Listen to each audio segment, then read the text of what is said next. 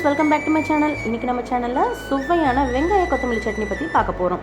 ஒரு வாணலியில் எண்ணெய் விட்டு சூடானதும் வெங்காயம், பச்சை மிளகா, பூண்டு இதெல்லாம் போட்டு நல்லா வதக்கிக்கோங்க.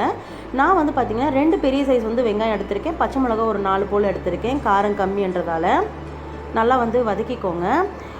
இந்த குவான்டிட்டி பார்த்திங்கன்னா ஒரு 4லேருந்து 5 பேர் வரைக்கும் வந்து கரெக்டாக இருக்கும்.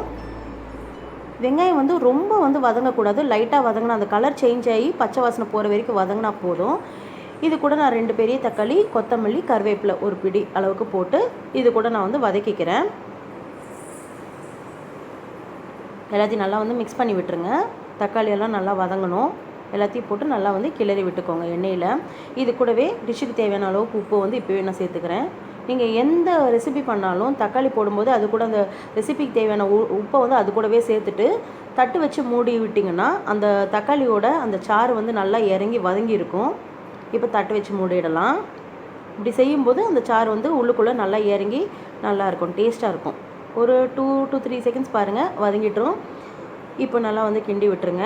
தக்காளியெல்லாம் பாருங்கள் நல்லாவே வதங்கிடுச்சு.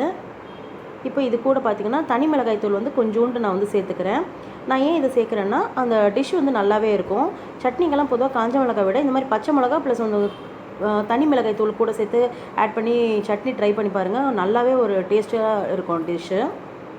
இப்போ எல்லாத்தையும் நல்லா குத்தி விட்டு நல்லா அந்த மிளகாய் தூளெல்லாம் நல்லா எண்ணெயில் வதங்குற மாதிரி பார்த்துக்கோங்க. நான் வந்து எண்ணெய் கடலெண்ணெய் தான் எடுத்திருக்கேன். இப்போ நம்ம ஸ்டவ் ஆஃப் பண்ணிவிட்டு ஃபேன் காற்றுல நல்லா ஆற விட்டுறலாம். இப்போ எல்லாத்தையும் நல்லா ஆறுனதுக்கப்புறம் நல்லா சட்னி வந்து அரைச்சி எடுத்துக்கிட்டு பார்ப்போம். சட்னி பாருங்கள், நான் அரைச்சிட்டேன். ரொம்ப வந்து மையாக அரைக்கக்கூடாது, கொஞ்சம் திரியாக இருக்கிற மாதிரி அரைச்சிக்கோங்க. அப்போ தான் டேஸ்ட்டாக இருக்கும். சப்பாத்தி, இட்லி, தோசைக்கெல்லாம் சூப்பராக இருக்கும். கண்டிப்பாக ட்ரை பண்ணி பாருங்கள் ஃப்ரெண்ட்ஸ். உங்களை நான் நெக்ஸ்ட் வீடியோவில் மீட் பண்ணுறேன். அது வரைக்கும் கீப் சப்போர்ட்டிங். பாய்.